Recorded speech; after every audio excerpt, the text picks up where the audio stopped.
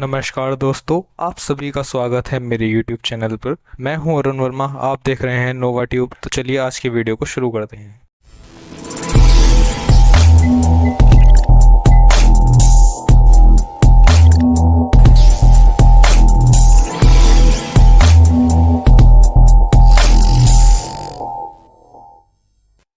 तो दोस्तों, आप सभी का स्वागत है आज की इस वीडियो में। आज की इस वीडियो में हम बात करने वाले हैं मार्केट टैग के बारे में कि मार्केट टैग क्या होता है और उसे HTML में कैसे यूज़ किया जाता है। तो उसको यूज़ करने से पहले मैंने यहाँ पे कुछ बेसिक टैग पहले से ही लिख ली और उस फाइल को मैंने यहाँ सेव करके भी खोल लिया ताकि मैं आपको साथ के साथ ही दोनों चीज़ों में दिखा सकूँ। तो आप जैसे ये देख सकते हो, हमने यहाँ लिखा हुआ है टाइटल एनिमेशन टैग। तो वो आप देख सकते हो यहाँ पर आपका आ चुका है हेड में। तो फिलहाल चलिए वीडियो को शुरू करते हैं। तो हम यहाँ पे पढ़ने वाले हैं मार्क्यू टैग। तो हम यहाँ पे टैग ओपन कर लेते हैं आपका एंड यहाँ पे हम डाल लेते हैं मार्क्यू।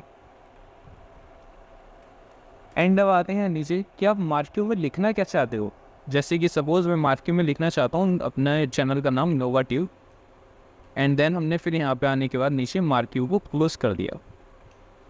अब इतना करने के बाद आप जैसे ही हम इसको सेव करते हो एंड सेव करने के बाद आप यहाँ पे इसको रिफ्रेश करोगे तो आप देखोगे ये कुछ इस तरह से चलता हुआ आएगा।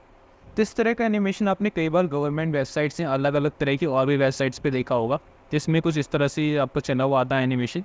तो उसको हम किसकी मदद से बनाते हैं? मार्क्यू टैग की मदद से बनाते हैं। तो इस तरह दोस्तों इसके आता है मार्क्यू टैग का।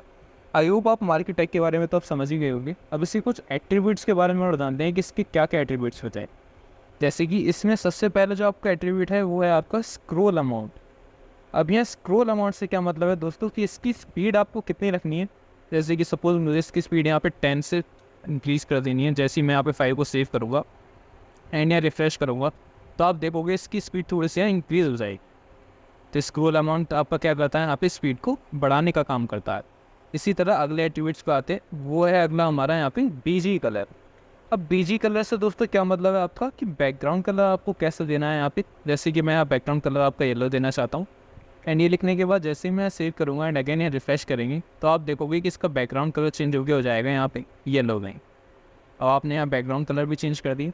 अब यहाँ पे मुझे इसकी जो डायरेक्शन है उसको भी चेंज करना है। अभी आप देख सकते हो इसकी डायरेक्शन किस तरह से चल रही है। यहाँ पर इसकी डायरेक्शन आपकी फ़िलहाल करंटली लेफ़्ट से राइट चल रही है। इसे हमें राइट से लेफ़्ट करना है। तो यहाँ पर मैं लिख दूँगा इसमें राइट एंड राइट लिख के आप जैसे ही यहाँ पे सेव करोगे एंड यहाँ पे रिफ्रेश करोगे अगेन तो आप देखोगे अब इसकी डायरेक्शन यहाँ पे चेंज हो जाएगी। तो यहाँ पे हमने इसकी डायरेक्शन को भी चेंज कर दिया है।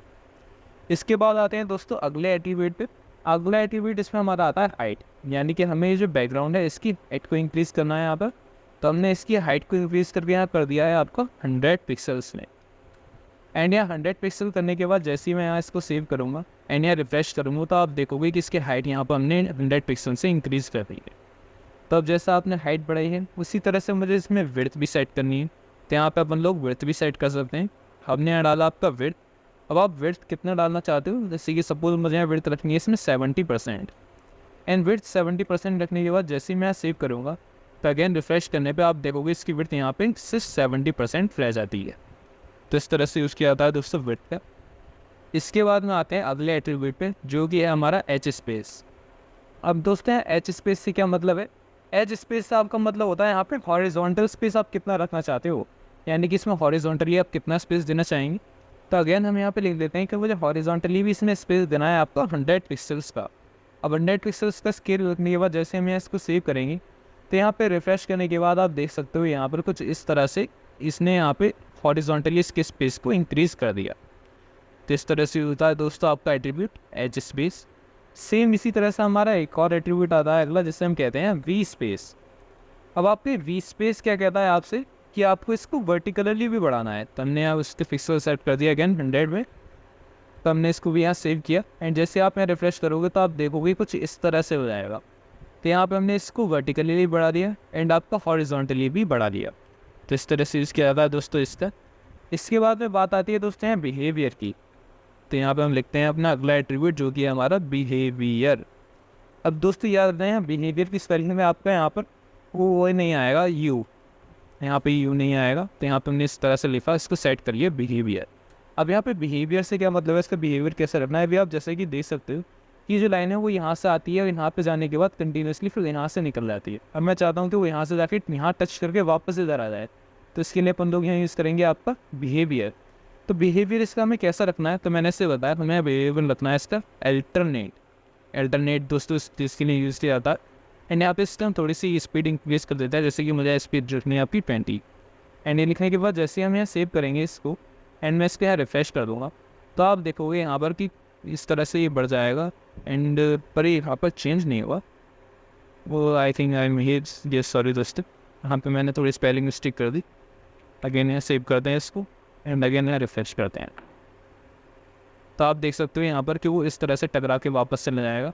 तो इस चीज़ को हम यहाँ पे कहते हैं बिहेवियर को अल्टरनेट। अगर आपको इससे वापस पहले के जैसा रखना है तो आप इसे यहाँ पे सेट कर दोगे स्क्रोल, तो वापस पहले के जैसा हो जाएगा।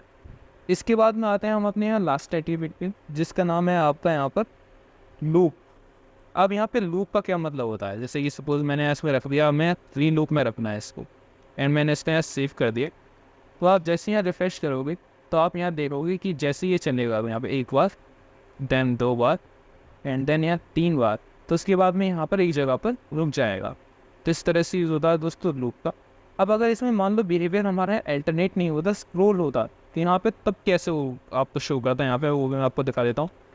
हमने इसे विद स्क्रॉल कर लिया एंड सेव कर दिया एंड अगेन यहाँ पे हम इसे रिफ्रेश करेंगे, तो आप यहाँ पे देखोगे कि 1 बार गया वो, देन 2 बार गया एंड देन तीसरी बार गया। वो यहाँ रुकेगा नहीं, वो यहाँ से डायरेक्टली चला जाएगा।